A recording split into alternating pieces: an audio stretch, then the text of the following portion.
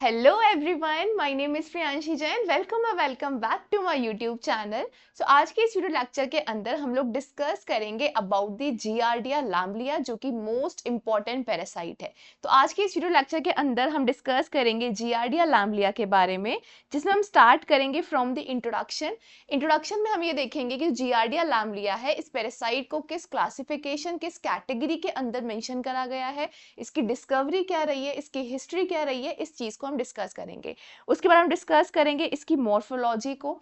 Morphology में basically हम discuss करेंगे कि जो पैरासाइट है डिफरेंट डिफरेंट फॉर्म्स में प्रेजेंट होता है, तो हर एक फॉर्म हमें दिखता कैसा है। ये इंपॉर्टेंट क्यों है? क्योंकि किसी भी पर्सन को अगर इन्फेक्शन होगा तो आपके पास सैंपल आएगा, सैंपल में आप इसको देखोगे किसकी हेल्प से? माइक्रोस्कोप की हेल्प से, क्योंकि एक माइक्रो ऑर्गेनिज्म है। ठीक है, तो हमें ये देखकर पहचानना है कि इज इट जियार्डिया लैम्बलिया और नॉट, वो जियार्डिया लैम्बलिया है या नहीं है, हमें देखकर पहचानना है। तो देखने के लिए हमें क्या मालूम होना चाहिए? उसका स्ट्रक्चर डिटेल में अच्छे से मालूम होना चाहिए। ठीक है, उसके बाद हम डिस्कस करेंगे इसका मोड ऑफ ट्रांसमिशन क्या होता है, किस किस तरीके से ये मेरी बॉडी के अंदर आ सकता है, इन्फेक्शन कर सकता है। ठीक है, उसके बाद हम डिस्कस करेंगे इसकी इन्फेक्टिव फॉर्म कौन सी हो सकती है, मतलब ये अलग अलग फॉर्म में प्रेजेंट होता है, तो उनमें से कौन सी फॉर्म है जो मेरे लिए इन्फेक्टिव है। इन्फेक्टिव फॉर्म हमें जनरली क्यों जानना जरूरी होता है?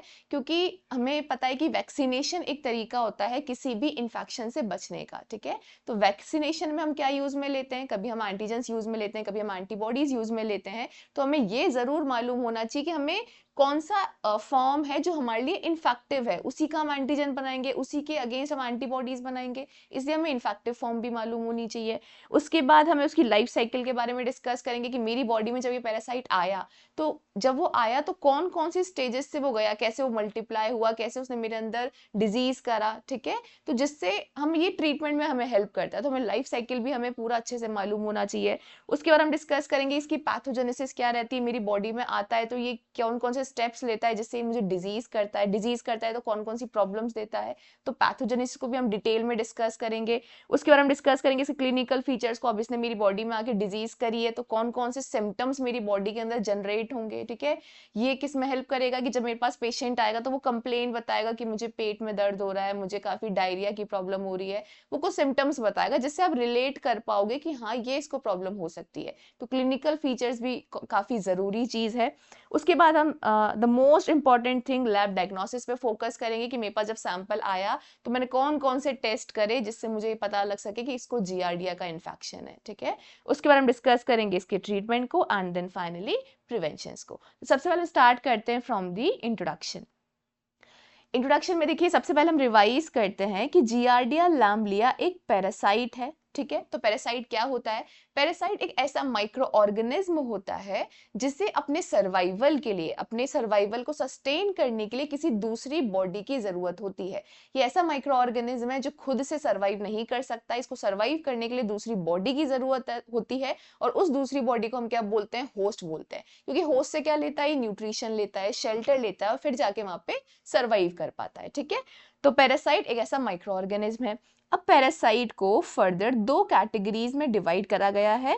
फर्स्ट कैटेगरी है प्रोटोजोआ और सेकंड कैटेगरी है मेटाजोआ। ठीक है, प्रोटोजोआ कौन से पैरासाइट्स होते हैं? ऐसे पैरासाइट जो यूनिसेलुलर नेचर में है। यूनिसेलुलर मतलब ऐसे पैरासाइट जो सिर्फ सिंगल सेल से मिलकर बने और कुछ भी नहीं है इनके पास, सिर्फ सिंगल सेल है, उससे मिलकर ये बने हुए हैं, तो उसको हम क्या बोलते हैं? प्रोटोजोआ बोलते हैं। और मेटाजोआ किसको बोलते हैं? जो मल्टी सेल्यूलर होते हैं, मल्टीपल सेल से मिलकर बनते हैं। ठीक है, आप एम से एम याद रख सकते हैं। जो मल्टी सेल्यूलर है, काफी सारे सेल से मिलकर बने, उनको बोलते हैं मेटाजोआ। प्रोटोजोआ को फर्दर डिवाइड करा गया है 5 ग्रुप्स के अंदर, जिसमें से फर्स्ट है हमारा अमीबा, सेकंड है हमारा फ्लैजिलेट्स, थर्ड है सिलिएट्स, फोर्थ है microsporidia, and the fifth one is sporozoans. ठीक है, अब प्रोटोजोआ को फर्दर डिवाइड करा गया है किसके बेसिस पे? कि इस पैरासाइट के पास मूवमेंट करने के लिए कौन सा ऑर्गन प्रेजेंट है। फॉर एग्जांपल, अमीबा के पास मूवमेंट करने के लिए पोडिया प्रेजेंट है। फ्लैजिलेट्स के पास मूवमेंट करने के लिए क्या प्रेजेंट है, फ्लैजिला प्रेजेंट है, ठीक है। तो ये जो जियार्डिया लैम्बलिया है ये किस कैटेगरी के अंडर आता है, फ्लैजिलेट्स के अंडर आता है, क्योंकि जियार्डिया लैम्बलिया के पास भी मूव करने के लिए क्या प्रेजेंट है, फ्लैजिला प्रेजेंट है, ठीक है। फ्लैजिला बेसिकली क्या होती है, थ्रेड लाइक स्ट्रक्चर होती है, स्लेंडर शेप में होती है और ये मूव करने में हेल्प करती है, ठीक है। तो फ्लैजिलेट्स को फर्दर 3 कैटेगरीज में डिवाइड करा गया है। किसके बेसिस पे, कि जब ये ऐसा पैरासाइट जिसके पास फ्लैजिला है वो मेरी बॉडी के अंदर आता है, बॉडी में अंदर आने के बाद मेरे कौन से ऑर्गन को वो इन्फेक्ट कर रहा है, डैमेज कर रहा है, डिजीज कर रहा है, उसके बेसिस पे इसको फर्दर डिवाइड करा गया है। फॉर एग्जाम्पल, अगर कोई फ्लैजिलेट मेरे इंटेस्टाइन में आके इन्फेक्शन कर रहा है तो उसको हम बोलेंगे इंटेस्टाइनल फ्लैजिलेट।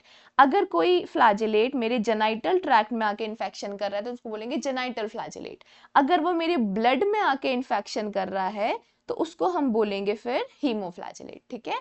अब जो आपका जियार्डिया लैम्बलिया है वो कहाँ इन्फेक्शन करता है हमारी बॉडी में, इंटेस्टाइन के अंदर, ठीक है। तो जियार्डिया लैम्बलिया को किसके अंडर रखा गया, इंटेस्टाइनल फ्लैजिलेट के अंडर। तो यहाँ पे आया हमारा जियार्डिया लैम्बलिया, ठीक है। जेनाइटल में आता है हमारा ट्राइकोमोनास वैजिनलिस, इसको भी हम बाद में डिस्कस करेंगे सेपरेट वीडियो के अंदर। और हीमोफ्लैजिलेट्स में कौन कौन से फ्लैजिला आते हैं, 2 आते हैं, एल और टी। इसको मैंने कैसे याद रख रखा है, जैसे लैब टेक्नीशियंस जो होते हैं एल और टी, उनका ब्लड से रिलेटेड ज्यादा काम होता है, तो आप भी इस तरीके से याद रख सकते हैं, ठीक है। हीमोफ्लैजिलेट्स में क्या आते हैं हमारे, लिशमेनिया एंड टी से आता है यहाँ पे हमारा ट्रिपैनोसोम्स, ठीक है। तो अब यहाँ पे हमको किस पे ध्यान देना है, हमारा वीडियो लेक्चर किस पे है, आज का हमारा लेक्चर किस पे है, जियार्डिया लैम्बलिया पे। तो अब आप इसको रिवर्ट करिए। जियार्डिया लैम्बलिया एक ऐसा पैरासाइट है जो कहाँ इन्फेक्शन करता है, इंटेस्टाइन के अंदर करता है, इसलिए इंटेस्टाइनल फ्लैजिला है। ये एक फ्लैजिलेट है क्योंकि इसके पास लोकोमोशन करने के लिए, मूवमेंट करने के लिए क्या प्रेजेंट है, फ्लैजिला प्रेजेंट है, ठीक है। ये एक प्रोटोजोआ है क्योंकि इसका जो स्ट्रक्चर है उसमें आपको सिर्फ क्या नजर आएगा, सिंगल सेल नजर आएगा। और ये एक पैरासाइट है क्योंकि इसके पास, इसको सरवाइव करने के लिए किसकी जरूरत है, किसी ना किसी होस्ट बॉडी की जरूरत है, ठीक है। तो 4-5 पॉइंट्स हमें जियार्डिया के यही समझ आ गए। अब देखते हैं इसकी डिस्कवरी कैसे हुई थी, ठीक है। तो जो जियार्डिया लैम्बलिया है इसको जियार्डिया इंटेस्टाइनलिस के नाम से भी जाना जाता है और जियार्डिया ड्यूडेनालिस के नाम से भी जाना जाता है। इसका रीजन क्या है कि जो जियार्डिया लैम्बलिया है वो मेरी बॉडी में आने के बाद इंटेस्टाइन के अंदर इन्फेक्शन करता है, उसी को टारगेट बनाता है, उसी को डैमेज करता है, इसलिए जियार्डिया इंटेस्टाइनलिस भी है। और इंटेस्टाइन का कौन सा पार्ट है जहाँ पे पहले आके इन्फेक्शन करता है, वो हमारा ड्यूडेनम पार्ट। स्मॉल इंटेस्टाइन के ड्यूडेनम पार्ट में जाके सबसे पहला जो उसका स्टेप उठता है वो कहाँ होता है, ड्यूडेनम के स्मॉल इंटेस्टाइन में। इसलिए इसको हम क्या बोलते हैं, जियार्डिया ड्यूडेनालिस भी बोलते हैं, ठीक है। कि एमसीक्यू में पूछ लिया जाता है तो इस चीज पे भी फोकस करना है हमें। अब इसको पहली बार ऑब्जर्व किसने करा था, एंटोनी वॉन ल्यूवेनहुक ने 1681 के अंदर उनके खुद के स्टूल सैंपल के अंदर, ठीक है। उन्होंने अपने खुद का स्टूल सैंपल जब माइक्रोस्कोप में देखा था तब उनको ये पहली बार ऑब्जर्व हुआ था। लेकिन इसका जो डिटेल डिस्क्रिप्शन है वो 2 अलग साइंटिस्ट ने दिया था। वो साइंटिस्ट थे प्रोफेसर एल्फ्रेड मैथ्यू जियार्ड ने और प्रोफेसर विलियम डुसन लैम्बल ने, ठीक है। इन दोनों ने इसका डिटेल डिस्क्रिप्शन दिया था, इसलिए इनको ऑनर करने के लिए इस पैरासाइट का नाम दिया गया जियार्डिया लैम्बलिया। नेक्स्ट पॉइंट है, ये एक ओनली प्रोटोजोअन पैरासाइट है। ये तो हमें समझ आ गया कि एक प्रोटोजोआ है, एक पैरासाइट है। ये एक ओनली प्रोटोजोअन पैरासाइट है जो ह्यूमन के स्मॉल इंटेस्टाइन के ल्यूमन में पाया जाता है, ठीक है। जो बाकी के पैरासाइट है ना, इंटेस्टाइनल पैरासाइट्स में और भी पैरासाइट्स आते हैं, ठीक है, वो लार्ज इंटेस्टाइन में जाके इन्फेक्शन करते हैं। लेकिन ये इकलौता पैरासाइट है जो स्मॉल इंटेस्टाइन को टारगेट बनाता है, स्मॉल इंटेस्टाइन में भी ड्यूडेनम और जेजुनम के अंदर, ठीक है। ये काफी इंपॉर्टेंट पॉइंट है, ये एमसीक्यू में पूछ लिया जाता है। Next point, it comes under flagellates, ये फ्लैजिलेट्स के अंडर आता है। अब हम देखते हैं फ्लैजिलेट्स क्या होते हैं। फ्लैजिलेट्स बेसिकली क्या होता है, this is a group of protozoa have flagella. ये एक वो ग्रुप है प्रोटोजोआ का जिनके पास फ्लैजिला होता है, ठीक है। फ्लैजिला क्या होता है, it is a organ of locomotion, locomotion के लिए एक यूज में लिया गया ऑर्गन है। फ्लैजिला बेसिकली क्या होता है, सिलेंडर शेप में होगा, लॉन्ग सिलेंडर होगा, लॉन्ग होगा, थ्रेड लाइक स्ट्रक्चर होगा और ये साइटोप्लाज्म का एक्सटेंशन होता है। देखो इस डायग्राम के अंदर फॉर एग्जांपल ये साइटोप्लाज्म है, साइटोप्लाज्म ही आगे जाके एक्सटेंड करके क्या बना लेता है, फ्लैजिला बना लेता है। देखो ये साइटोप्लाज्म से निकल रहा है, एक्सटेंड होके क्या बन रहा है, ये एक फ्लैजिला बन रहा है, ठीक है। The intracellular portion of flagella is known as axoneme. क्या बोल रहा है ये पॉइंट, ये वाला बाहर वाला ये एक्स्ट्रा सेलुलर है, सेल के बाहर, ये यूनिसेलुलर स्ट्रक्चर हुआ, सेल के बाहर वाला पार्ट क्या कहला रहा है, फ्लैजिला। और फ्लैजिला का जो ये अंदर वाला पार्ट है, इंट्रासेलुलर पार्ट, यहां से यहां तक, यहां से यहां तक, इसको हम क्या बोलते हैं, एक्सोनिम बोलते हैं, ठीक है। और ये क्या बोल रहा है कि the flagella arise from A structure, flagella जिस स्ट्रक्चर से अराइज होता है उसको हम बोलते हैं काइनेटोप्लास्ट, ठीक है। ये बेसिकली क्या होता है, it is just a copies of mitochondrial DNA, mitochondrial DNA के जो कॉपीज होते हैं वो क्या होता है, काइनेटोप्लास्ट। और इस काइनेटोप्लास्ट का जहां पॉइंट जहां पर ये है वहीं से आपका फ्लैजिला अराइज होता है, वहीं से स्टार्ट होता है ये, ठीक है। इंट्रासेलुलर पार्ट को आप एक्सोनिम बोलेंगे और बाहर वाले पार्ट को हम फ्लैजिला बोलेंगे, ठीक है। नेक्स्ट हम बात करते हैं इसकी मॉर्फोलॉजी की। मॉर्फोलॉजी में हमें क्या देखना है कि जो जियार्डिया लैम्बलिया पैरासाइट है ये दो फॉर्म्स में प्रेजेंट होता है, दो अलग अलग फॉर्म्स में प्रेजेंट होता है। दो फॉर्म्स कौन सी है इसकी, ट्रोफोजॉइड एंड सिस्ट फॉर्म, ठीक है। तो अब इसकी पहले हम बात करते हैं ट्रोफोजॉइड की। ट्रोफोजॉइड बेसिकली एक पैथोलॉजिकल फॉर्म है। पैथोलॉजिकल फॉर्म का मतलब क्या है कि ये वो फॉर्म है इस पैरासाइट की, जब ये फॉर्म मेरी बॉडी के अंदर आएगी तो जो डिजीज करेगी, जो मेरी बॉडी को डैमेज करेगी, वो कौन करेगी, ट्रोफोजॉइड करेगी, सिस्ट नहीं करेगी। ट्रोफोजॉइड मेरी बॉडी के अंदर आके कोई प्रॉब्लम देगा, पैथोलॉजिकल कंडीशंस बनाएगा, ठीक है। तो ये पैथोलॉजिकल फॉर्म है। इसकी साइज की हम बात करें तो 10 से 20 माइक्रोमीटर इसकी लेंथ होती है। विड्थ इसकी चौड़ाई कितनी होती है, 5 से 15 माइक्रोमीटर्स, ठीक है। अगर आप इसके फ्रंट व्यू की बात करेंगे, देखो ये डायग्राम है आपके सामने, ये फ्रंट व्यू है और ये लेटरल व्यू है। ये वाला हमारा फ्रंट व्यू है और ये वाला हमारा लेटरल व्यू है, ठीक है। फ्रंट व्यू क्या बोल रहा है कि जो इसका फ्रंट व्यू है वो टेनिस शेप, आपने बैडमिंटन देखा होगा, बैडमिंटन इस तरीके से होता है, ठीक है। तो ये वाला जो फ्रंट व्यू है इसका, ये टेनिस और बैडमिंटन शेप की तरह नजर आता है। जो इसका लेटरल व्यू है, पीछे से अगर इसको साइड से आप देखेंगे, जो ये लेटरल वाला व्यू है ये आपको स्पून शेप का नजर आएगा, या तो सिकल शेप नजर आएगी। सिकल शेप ऐसी होती है आरबीसीज में, आपने देखा है सिकल शेप आरबीसीज जो होती है इस शेप की होती है, या फिर स्पून की तरह, स्पून का जो पीछे वाला पार्ट होता है वो भी ऐसी नजर आता है। तो इसका जो लेटरल व्यू है वो सिकल शेप या स्पून शेप नजर आएगा। जो इसका एंटीरियर व्यू है, एंटीरियर व्यू वाला मतलब ऊपर वाला ये पार्ट, ये वाला पार्ट इसका राउंड शेप में होगा, और जो इसका पोस्टीरियर वाला पार्ट है ये पॉइंटेड होगा। समझ आ रही है चीज, देखो इसके स्ट्रक्चर ने अभी तक हमें क्या समझाया कि इसकी जो शेप होगी वो बैडमिंटन शेप होगी, टेनिस या बैडमिंटन शेप होगी। उसके बाद ये क्या बोल रहा है, इसका जो लेटरल व्यू है पीछे वाला पार्ट वो स्पून शेप में होगा, ठीक है। और क्या बोल रहा है यहाँ पे हमें, देखो ये तो एक तो इसकी इस तरीके से शेप होगी। उसके बाद इसके स्ट्रक्चर में हमें नजर आएगा कि इसके अंदर दो न्यूक्लियस होते हैं, इस तरीके से दो न्यूक्लियस होंगे, ठीक है। बीच में कैरियोसोम प्रेजेंट होगा, बीच में इनकी एक लाइन जाएगी जिसको हम एक्सोस्टाइल्स बोलते हैं, जो इनको सेपरेट करेगी बीच में से, ठीक है। और क्या प्रेजेंट होंगे, फ्लैजिला प्रेजेंट होंगे। 4 पेयर्स में फ्लैजिला प्रेजेंट होते हैं, ठीक है। ये 1 पेयर हुआ, ये 2 पेयर हुआ, ये 3 पेयर है और ये हमारा 4 पेयर है। 4 पेयर फ्लैजिला प्रेजेंट होंगे। जहां से ये फ्लैजिला निकलेंगे उस पॉइंट्स को हम क्या बोलते हैं, बेसल बॉडीज बोलते हैं, ठीक है। और इसमें ये पैरा बेसल बॉडीज भी प्रेजेंट होंगी, ठीक है। सो फ्रंट व्यू हमें समझ आ गया, इसका लेटरल व्यू हमें समझ आ गया। जो एंटीरियर पोर्शन है, ये वाला जो पोर्शन है ऊपर वाला, ये राउंडेड शेप में है। जो पोस्टीरियर पोर्शन है ये पॉइंटेड शेप में है। उसके बाद जो डॉर्सल सरफेस है वो कॉन्वेक्स है। डॉर्सल मतलब पीछे वाली जो सरफेस है वो आपको कैसी नजर आ रही है, पीछे से आप देखोगे तो कॉन्वेक्स नजर आ रही है, ठीक है। और जो आगे वाली सरफेस है वो कॉनकेव नजर आएगी। पीछे वाली सरफेस है कॉन्वेक्स है और आगे वाली सरफेस ऐसे कॉनकेव नजर आएगी, इसको आप साइड से देखोगे तो, ठीक है। अब कॉन्वेक्स आपको कैसे याद करना है, जैसे हमारे ईयर के अंदर वैक्स होता है ना फूला हुआ, तो फूला हुआ स्ट्रक्चर है कॉन्वेक्स। और कॉनकेव मतलब कैविटी, कैविटी क्या होगी, इस तरीके से कैविटी होती है। तो इस तरीके का जो स्ट्रक्चर है वो कॉनकेव है और पीछे वाला जो पोर्शन है इसका एक कॉन्वेक्स नजर आता है, ठीक है। मोटालिटी की अगर हम बात करें इसकी, तो फॉलिंग लीफ लाइक मोटालिटी नजर आती है। जब इसको माइक्रोस्कोप में देखते हो ना तो ये मूव कैसे करता है, जब इसकी मोटालिटी आप देखोगे ना तो जैसे कोई पत्ती गिर जाती है ना, पत्ती भी देखो इसी शेप की होती है, इसी शेप में पत्ती होती है, तो जैसे पत्ती गिरेगी वैसे ही ट्रोफोजॉइड मूव करता है। तो फॉलिंग लीफ लाइक इसकी मोटालिटी होती है। ये सब चीजें ना एमसीक्यूज में पूछ ली जाती हैं कि जब आप माइक्रोस्कोप में देखोगे तो आपको ट्रोफोजॉइड की मोटालिटी कैसी नजर आएगी, तो फॉलिंग लीफ लाइक मोटालिटी नजर आएगी, ठीक है। So it is bilaterally symmetrical, क्या बोल रहा है ये, बायलेटरली सिमेट्रिकल होता है। बाय का मतलब क्या होता है, दो साइड्स, दो लेटरल साइड से ये आपको एकदम सिमेट्रिकल नजर आएगा, ठीक है। सिमेट्रिकल मतलब क्या है कि अगर आप इसको बीच से कट कर दो तो जो राइट हैंड साइड है और जो उसका लेफ्ट हैंड साइड है वो एकदम मतलब मिरर इमेज की तरह नजर आएगा, दोनों सेम नजर आएंगे। जो यहाँ पे ऑर्गन्स प्रेजेंट है सेम ऑर्गन्स आपको यहाँ नजर आएंगे, ठीक है। So it is bilaterally symmetrical, इसका मतलब क्या हुआ, इसके पास जो ऑर्गन्स है वो पेयर्ड में प्रेजेंट है। कैसे, दो एक्सोस्टाइल्स प्रेजेंट है, बीच में जो ये एक्सोस्टाइल है ना, ये वाली चीज, ये दो है।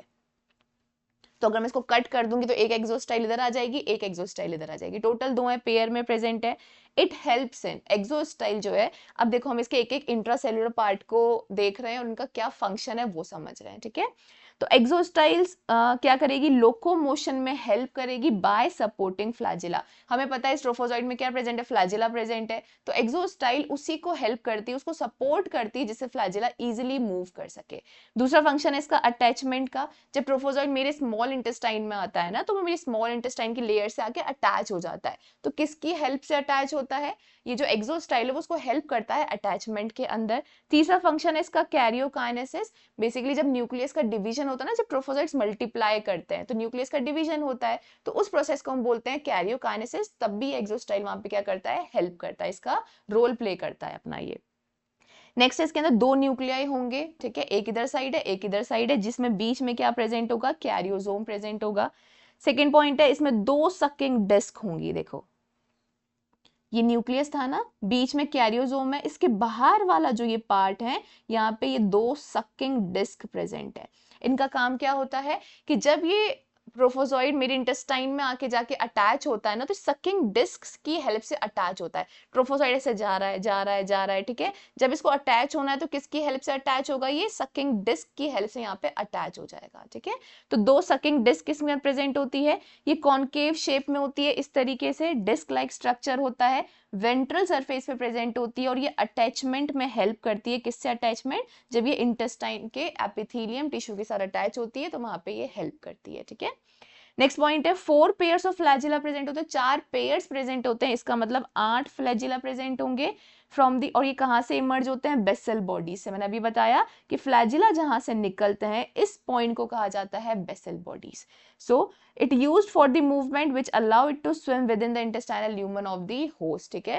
फ्लैजिला का काम क्या है कि जब इसको इंटेस्टाइन में मूव करना होता है, जैसे स्मॉल इंटेस्टाइन की ड्यूडेनम पार्ट में गई, अब इसको जेजुनम पार्ट में जाना है तो मूव करके जाना है, तो मूवमेंट में कौन हेल्प करेगा, ये फ्लैजिला हेल्प करेगा।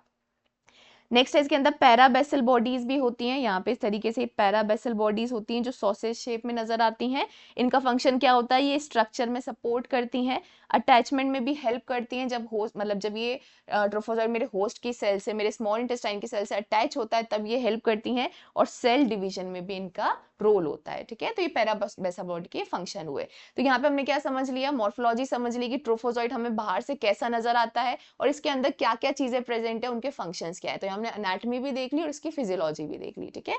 नेक्स्ट हम बात करते हैं सिस्ट की। सिस्ट जो है इन्फेक्टिव फॉर्म है। अभी आपने देखा था ट्रोफोजॉइड पैथोलॉजिकल फॉर्म है, मेरी बॉडी में आने के बाद जो डिजीज कर रहा था वो ट्रोफोजॉइड था, लेकिन ये इन्फेक्टिव फॉर्म है, मतलब मेरी बॉडी में जब ये पैरासाइट आएगा तो किस फॉर्म में आएगा जिससे ये मुझे इन्फेक्शन कर सके, तो किस फॉर्म में आएगा, ये सिस्ट फॉर्म के अंदर आएगा।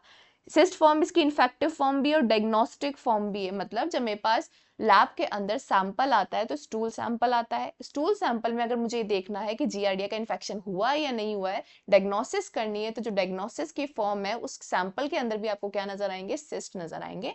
तो सिस्ट एक इन्फेक्टिव फॉर्म भी है और डायग्नोस्टिक फॉर्म भी है, ठीक है।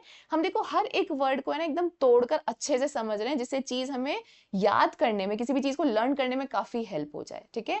अब ये जो छोटे छोटे पॉइंट्स है ना, आपको लैब डायग्नोसिस में बहुत हेल्प करेंगे। इन पॉइंट्स को अभी आप समझ लोगे तो आपको लैब डायग्नोसिस बहुत इजीली समझ आ जाएगी, ठीक है।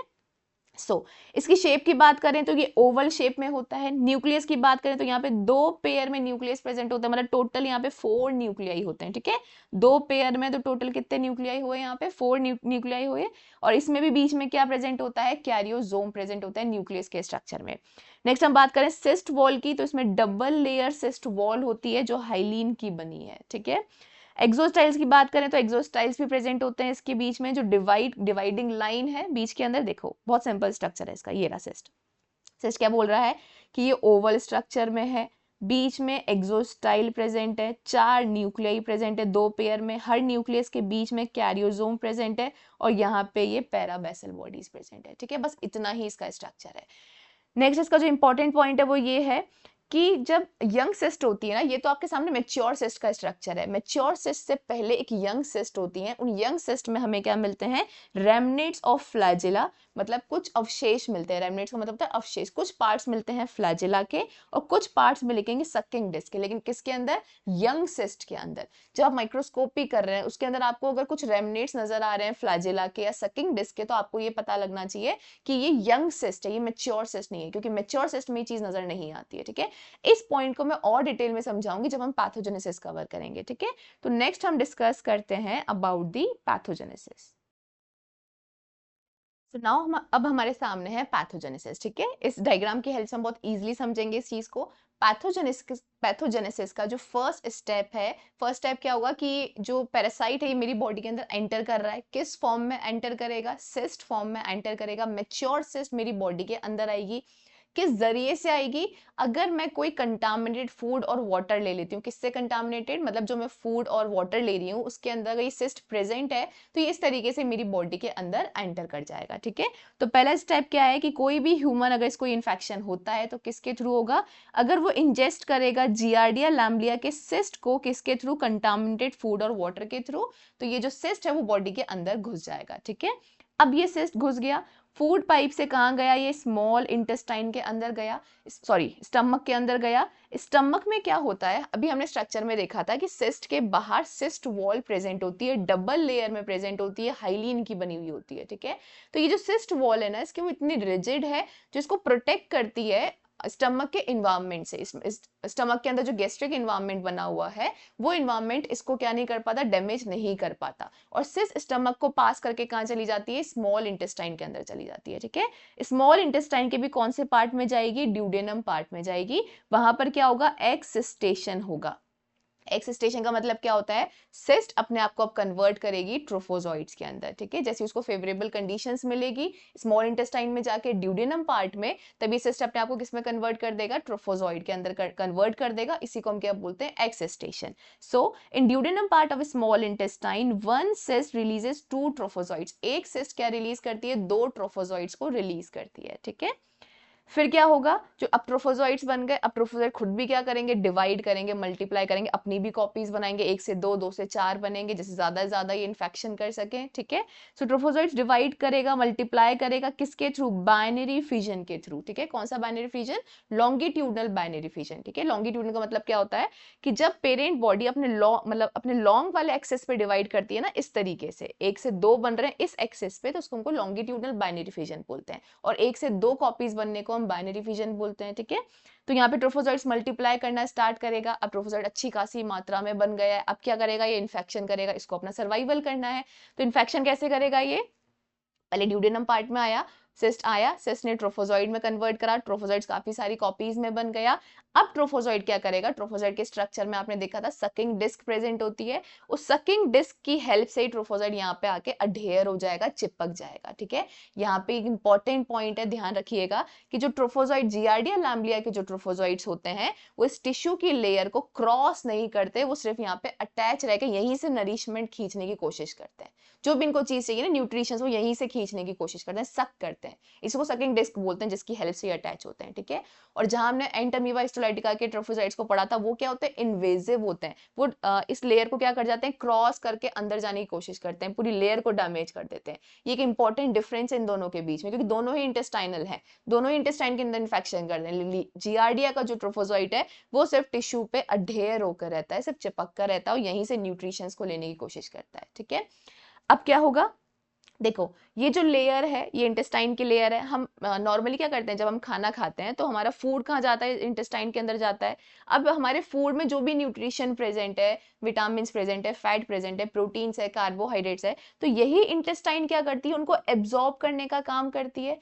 अब ट्रोफोजॉइड ने क्या करा, यहाँ पे आके चिपक गया और इस पूरी लेयर को क्या कर दिया, उसने डैमेज कर दिया। ठीक है, अब डैमेज हो गया तो ये जो न्यूट्रिशंस थे हम जो फूड से नॉर्मली ले रहे थे वो क्या नहीं हो पाएंगे, एब्जॉर्ब नहीं हो पाएंगे, जिनकी डेफिशिएंसी हो जाएगी। इसी कंडीशन को हम क्या बोलते हैं, माल एब्जॉर्प्शन सिंड्रोम बोलते हैं। ठीक है, माल एब्जॉर्प्शन होने लगा, एब्जॉर्प्शन डैमेज हो जाएगा हमारा, ठीक है।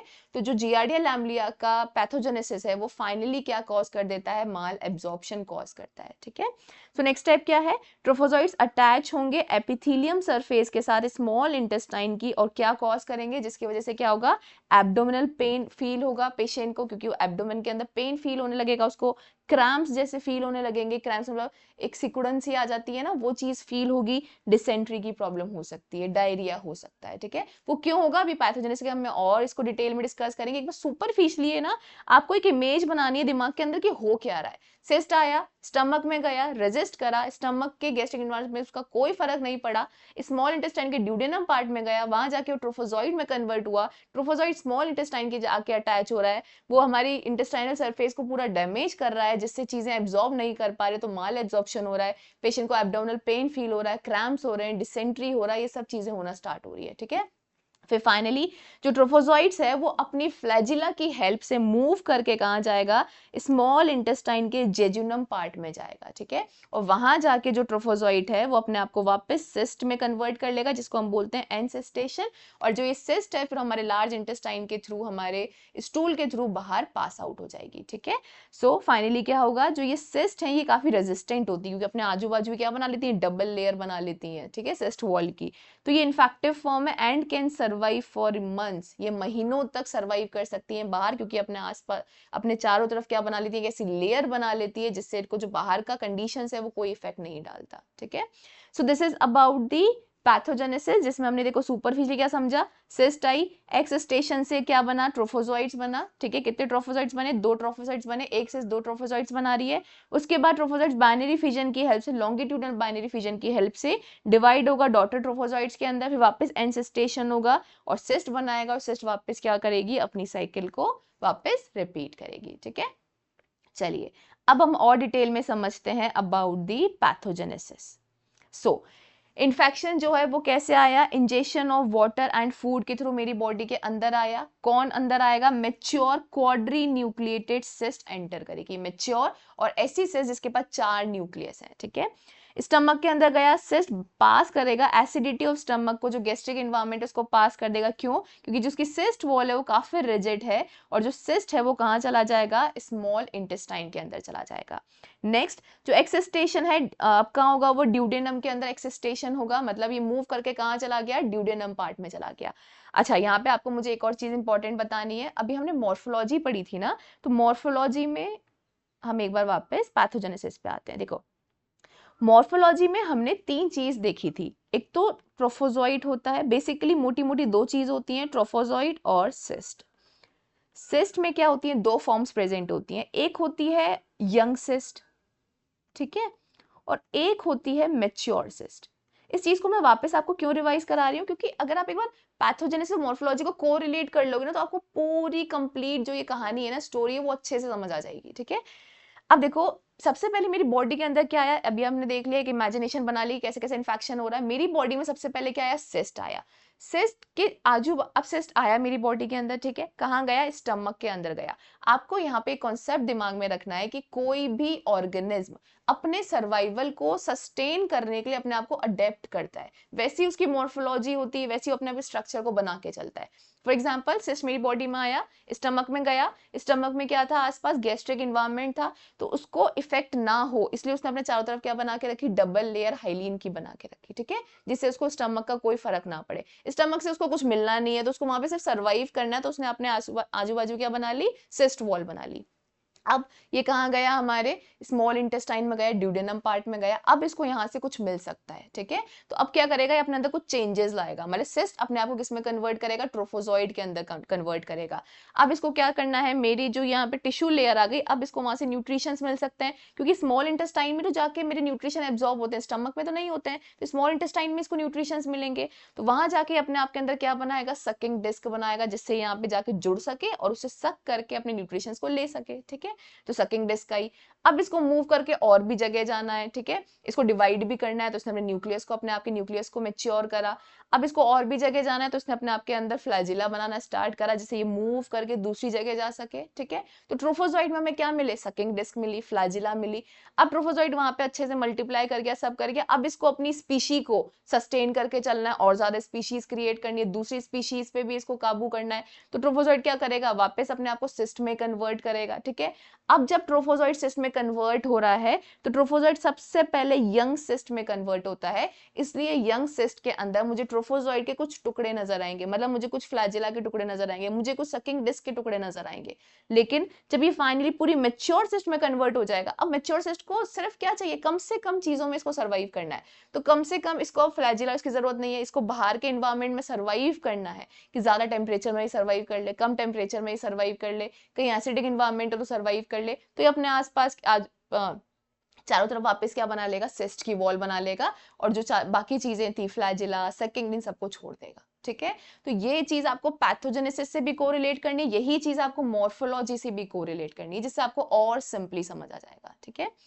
चलो अब हम वापस हमारे पैथोजेनेसिस पे आते हैं। हम ड्यूडेनम तक आ गए थे। ड्यूडेनम में क्या होगा, एक्सेस्टेशन होगा, जिसमें सिस्ट जो होगा वो अपने आप को कन्वर्ट करेगा ट्रोफोजोइड के अंदर, कहाँ पे, ड्यूडेनम पार्ट में आके कन्वर्ट करेगा। ड्यूडेनम में ही आके सिस्ट कैसे कन्वर्ट हुआ, रीजन एक तो हमें समझ आ गया, दूसरा रीजन क्या है, इसको अपनी फेवरेबल कंडीशंस मिल गई, जैसे वहां पे कुछ डाइजेस्टिव एंजाइम्स थे, एसिडिक पीएच थी, जिसने ट्रिगर करा एक्सेस्टेशन को, मतलब हेल्प करा, और इसने आराम से अपने आप को क्या कर लिया, वहां पे सिस्ट से ट्रोफोजोइड में कन्वर्ट कर लिया, ठीक है। दीज ट्रोफोजोइड्स फिर डिवाइड करेंगे एसेक्सुअली, कैसे, बाइनरी फिजन से डिवाइड करेंगे। अब क्या होगा, जो ट्रोफोजोइड है वो अडेशन होगा उसका, मतलब ये अडेयर हो जाएगा, चिपक जाएगा किसके साथ, हमारे स्मॉल इंटेस्टाइन की लेयर के साथ। So with the help of sucking disc की हेल्प से जो ट्रोफोजोइड्स हैं वो अटैच हो जाएंगे स्मॉल इंटेस्टाइन के म्यूकोजा पे, और उसके बाद इस अटैचमेंट से क्या होगा, डैमेज होना स्टार्ट होगा, किसको, एंटेरोसाइट्स को, मेरे स्मॉल इंटेस्टाइन की सेल्स को, और किसको, जो ब्रश बॉर्डर एंजाइम्स है उनको, और माइक्रोविलाई को, ठीक है। इसको देखो हम और अच्छे समझते हैं। ये क्या बोल रहा है कि जैसी अटैचमेंट हुआ, तो ये मेरी देखो ये लेयर है, ये स्मॉल इंटेस्टाइन की, ठीक है। यहाँ पे क्या है, मेरे एंटेरोसाइट्स प्रेजेंट, बहुत सिंपल से सिंपल समझ रहे हैं, मतलब स्मॉल इंटेस्टाइन की सेल्स को हम क्या बोलते हैं, एंटेरोसाइट्स, तो एंटेरोसाइट्स प्रेजेंट है। इसके ऊपर यहाँ पे हमारे माइक्रोविलाई प्रेजेंट होते हैं, जो एब्जॉर्प्शन में हेल्प करते हैं, ठीक है। और कुछ एंजाइम्स भी प्रेजेंट होते हैं, वो भी एब्जॉर्प्शन में हेल्प करते हैं। अब जैसे ही ट्रोफोजोइट आया, तो ये तीनों चीज को डैमेज करेगा। पहले इसने डैमेज करा हमारे एंजाइम्स को, फिर डैमेज करा माइक्रोविलाई को, फिर इसके नीचे जो एंटेरोसाइट्स है उसको भी डैमेज करा। इन सब चीजों को ये क्या कर रहा है, लगातार डैमेज कर रहा है, ठीक है। तो ये तीनों चीज डैमेज हो गई, इसकी वजह से जो जरूरी न्यूट्रिशंस थे वो एब्जॉर्ब नहीं हो पाए, एसेंशियल न्यूट्रिशन का एब्जॉर्प्शन नहीं हो पाया, ट्रोफोजोइट्स ने क्या करा, स्ट्रक्चरल और फंक्शनल डैमेज करा, मेरी पूरी एपिथेलियम को, उस स्मॉल इंटेस्टाइन की पूरी एपिथेलियल लाइनिंग को उसने क्या कर दिया, डैमेज कर दिया, जिसकी वजह से जो न्यूट्रिशंस है वो इफेक्टिवली एब्जॉर्ब नहीं हो पाए, ठीक है। अब इन तीनों चीजें डैमेज हो गई है, दिमाग में रखिएगा, इन तीनों के डैमेज होने से अब मुझे क्या क्या प्रॉब्लम हो सकती है, या उस पर्सन को क्या क्या प्रॉब्लम हो सकती है। पहला प्रॉब्लम क्या हो सकता है कि उसको डायरिया हो सकता है, ठीक है। डायरिया में क्या होगा, एंटेरोसाइट्स डैमेज हो गए, माइक्रोविलाई लॉस हो गए, तो जो एपिथेलियम बैरियर बना हुआ था मेरे, ये जो ल्यूमन है, यहाँ पे ल्यूमन है बीच वाला पार्ट, यहाँ पे मेरी ब्लड स्ट्रीम है, ठीक है, यहाँ से हमारे ब्लड वैसे स्टार्ट हो रहे हैं, बहुत सुपरफिशियली समझना है हमें। तो ये जो इन दोनों के बीच में जो ये बैरियर था ये डैमेज हो गया। डैमेज होने की वजह से जो इंटेस्टाइनल परमिएबिलिटी है, इंटेस्टाइन में मूव करने की जो परमिएबिलिटी है वो इंक्रीज हो गई, ठीक है। उसकी वजह से क्या होगा, जो न्यूट्रिशंस है, वाटर है, वो कहाँ आ जाएंगे, इंटेस्टाइनल ल्यूमन के अंदर आ जाएंगे, और ये फिर क्या कॉज करेंगे, डायरिया, ठीक है। जब हम स्टूल पास करेंगे, वो पर्सन जब स्टूल पास करेगा तो उसके अंदर काफी वाटरी स्टूल निकलेगा, ठीक है। तो इस वजह से डायरिया हो जाएगा। माल एब्जॉर्प्शन तो हो ही रहा है कि इंटेस्टाइनल बैरियर डैमेज हो गया, जिससे ब्रश बॉर्डर माइक्रोविलाई थे वो लॉस हो गए। माल एब्जॉर्प्शन हुआ किसका, जैसे फैट्स का, कार्बोहाइड्रेट्स का, विटामिन का, प्रोटीन्स का, इन सबका क्या हो रहा है, माल एब्जॉर्प्शन हो रहा है, ठीक है। इन्फ्लेमेशन हो सकती है, वहां पे सूजन आ सकती है, क्योंकि देखो कोई इन्फेक्शन हुआ है तो मेरी बॉडी क्या करेगी, रेस्पॉन्स करती है। और हमें पता है जनरल इम्यून सिस्टम में हमने पढ़ा है कि मेरी बॉडी के अंदर जो फर्स्ट रेस्पॉन्स आता है वो क्या आता है, स्वेलिंग, इन्फ्लेमेशन। जहां भी कोई भी माइक्रो ऑर्गेनिज्म, कोई दूसरा माइक्रो ऑर्गेनिज्म मेरी बॉडी में आके अटैक करता है, सबसे पहले वहां पे सूजन आ जाती है, वो हमारी बॉडी का रिस्पॉन्स होता है। इन्फ्लेमेशन आता है, क्यों, क्योंकि जैसी इन्फेक्शन, ये जैसी जियार्डिया का इन्फेक्शन हुआ तो मेरे अंदर ट्रिगर करा इम्यून सिस्टम, इन्फ्लामेटरी रिस्पॉन्स आया जिसमें क्या हुआ, साइटोकाइंस रिलीज हुए, एक्टिवेशन हुआ टी सेल्स का, वहाँ पे इन्फ्लेमेशन हुई, इन्फ्लेमेशन की वजह से वहाँ पे क्या हो रहा है, एब्डोमिनल पेन हो रहा है, नोजिया फील हो रहा है, ठीक है। यहाँ पे इंपॉर्टेंट पॉइंट क्या है, जियार्डिया लैम्ब्लिया एक नॉन इन्वेजिव पैरासाइट है, ये इन्वेजिव नहीं होता है, so it does not spread to the other parts of the GIT tract but remains confined to the lumen of the small intestine. अब ये इन्वेजिव तो है नहीं, तो ये दूसरे पार्ट तक नहीं जाएगा, दूसरे ऑर्गन्स को इन्फेक्ट नहीं करेगा, सिर्फ कहाँ इन्फेक्शन करता है, हमारे इंटेस्टाइन के अंदर इन्फेक्शन करता है, ठीक है। अब यहाँ तक कहानी हो गई। अब इंसिस्टेशन हो रहा है कहाँ पे जाके, जेजुनम के अंदर जाके, वहां पे क्या होगा, ट्रोफोजोइड मूव करके जेजुनम में चला गया, अब वहां पे ट्रोफोजोइड अपने आप को किसमें कन्वर्ट करेगा, सिस्ट के अंदर कन्वर्ट करेगा। So in jejunum the trophozoite will again convert into the cyst. वहां पे ये सिस्ट में क्यों कन्वर्ट हो रहा है, कुछ फेवरेबल कंडीशंस आ रही है, फॉर एग्जांपल एल्कलाइन एनवायरनमेंट है और वहां पे कुछ पैनक्रिएटिक प्रोटीएजेस एंजाइम प्रेजेंट है जो ट्रिगर करते हैं एंसिस्टेशन को, ठीक है। These cysts along with the small trophozoites excrete through the stool। अब ये क्या होंगे, जो cyst बन गए हैं वो हमारी बॉडी से बाहर निकल जाएंगे स्टूल की हेल्प से, कुछ ट्रोफोजॉइड्स भी निकलते हैं, ज्यादातर cyst निकलती हैं, ठीक है, और स्प्रेड करेगी इन्फेक्शन को बाय कंटामिनेशन। उसके बाद trophozoites can not survive outside the host, जो ट्रोफोजॉइड्स हैं वो बाहर सर्वाइव नहीं कर पाते क्योंकि वो उस कंडीशंस के लिए बने ही नहीं है, तो वहां सर्वाइव नहीं कर पाते, लेकिन जो cyst है वो वायबल रहती हैं, लिविंग रहती हैं, एक्टिव रहती हैं एक्सटर्नल एनवायरनमेंट के भी अंदर काफी महीनों तक, ठीक है। और एक और इंपॉर्टेंट पॉइंट क्या है कि अगर किसी पर्सन को ये इन्फेक्शन हुआ है तो वो अपने स्टूल के अंदर लगभग 1 मिलियन से लेके 1 बिलियन तक सिस्ट को पास करता है डेली। कितना लार्ज अमाउंट में ये पास करता है, और इतने लार्ज अमाउंट में से इन्फेक्शन करने के लिए हमें सिर्फ कितनी सिस्ट चाहिए, 10 सिस्ट इन्फेक्शन कर सकती हैं, ठीक है। इसलिए जो जियार्डिया इन्फेक्शन है ये काफी एक्सट्रीमली इन्फेक्शियस है क्योंकि काफी ज्यादा अमाउंट में पास हो रहा है और कुछ कमी अमाउंट की सिस्ट, सिर्फ 10 सिस्ट हमें क्या कर सकती हैं, ये इन्फेक्शन कॉज कर सकती है, ठीक है। So this is about the pathogenesis. अब हम बात करते हैं इसकी कंप्लीट लाइफ साइकिल की। सो मोड ऑफ ट्रांसमिशन इसका क्या था, कंटामिनेट फूड एंड वाटर। अब आप सिर्फ रिवाइज कर रहे हो, अब तक तो आपको लर्न हो ही गया होगा, हमने इतनी बार इस चीज को समझ लिया है, ठीक है। अब सिर्फ हम रिवाइज कर रहे हैं। इसकी लाइफ साइकिल की हम बात करें तो ये सिर्फ एक होस्ट में अपनी कंप्लीट लाइफ साइकिल को बना लेता है। वो होस्ट कौन सा है, इसका डेफिनेटिव होस्ट मैन है। मैन के अंदर ये अपनी कंप्लीट लाइफ साइकिल को कंप्लीट कर लेता है, इसका कोई इंटरमीडिएट होस्ट नहीं है, इंपॉर्टेंट पॉइंट है, ठीक है। सो इंजेक्शन हुआ सिस्ट का कंटामिनेट फूड एंड वाटर से, सिस्ट हैच आउट हुआ, डिवाइड हुआ 2 ट्रोफोजॉइड्स के अंदर, ट्रोफोजॉइड्स मल्टीप्लाई करे, कॉलोनाइज अपनी कॉलोनी बनाई ड्यूडेनम के अंदर, ड्यूडेनम पे जाके म्यूकोजा पे जाके अडेयर हो गए, उसके ऊपर ये फीड करने लगे म्यूकस सिक्रीशंस में, लेकिन डज नॉट इन्वेड नहीं करेंगे। डिस्ट्रप्शन हो गया इंटेस्टाइनल एपिथेलियम का, जिसकी वजह से क्या हो गया है, माल एब्जॉर्प्शन सिंड्रोम हो गया है। इसकी लाइफ साइकिल इस तरीके से भी देख लीजिए। मैन ने एक्वायर करा इंजेक्शन को, मैन ने एक्वायर करा इस इन्फेक्शन को सिस्ट के थ्रू, उसके बाद एक्सिस्टेशन हुआ ड्यूडेनम में। अब देखो आपको जिस भी तरीके से इस चीज को एग्जाम में लिखना हो ना, पूरी पैथोजेनेसिस समझानी हो तो उससे भी आप समझा सकते हैं और अच्छे मार्क्स हमें मिलेंगे, हमें कंप्लीट समझ आएगी चीज। और शॉर्ट में समझाना हो तो मैंने शॉर्ट की टेबल भी दे दी है, और थोड़ा आपको बीच का समझाना हो तो इस तरीके से लाइफ साइकिल भी आप समझा सकते हैं, ठीक है। एक्सिस्टेशन हुआ, एक सिस्ट ने 2 ट्रोफोजॉइड्स को डिवाइड करा, मल्टीप्लाई करा लॉन्गिट्यूडनल बाइनरी फिजन से, ट्रोफोजॉइड्स अडेयर हो गए ड्यूडेनल म्यूकोजा पे, कैसे, by the help of sucking disc. उसके बाद ये जेजुनम में मूव करा ट्रोफोजॉइड, वहां पे कन्वर्ट हुआ इस सिस्ट के अंदर और फिर फीसस से पास हो गया, और काफी सारी सिस्ट से सिर्फ 10 सिस्ट हैं जो क्या कर सकती हैं, इस इन्फेक्शन को वापस क्रॉस कर सकती हैं, तो ये लाइफ साइकिल आपकी रिपीट हो गई, ठीक है। अब हम बात करते हैं क्लिनिकल फीचर्स की। So about 50% of Giardia lamblia infections asymptomatic रहते हैं, ठीक है। मतलब अगर 40 जनों को इन्फेक्शन हुआ है तो उसमें से 20 जने ऐसे हो सकते हैं जिन्हें ये इन्फेक्शन है लेकिन उनके अंदर कोई सिम्टम्स नजर नहीं आ रहे, तो वो एक्ट करते हैं एज ए कैरियर। वो सिम्टम्स शो नहीं कर पा रहे तो हम उनका ट्रीटमेंट भी नहीं कर पा रहे, ट्रीटमेंट नहीं कर पा रहे तो वो क्या कर रहे हैं, लगातार इन्फेक्शन को फैला रहे हैं, ठीक है। इस पॉइंट का मतलब ये है।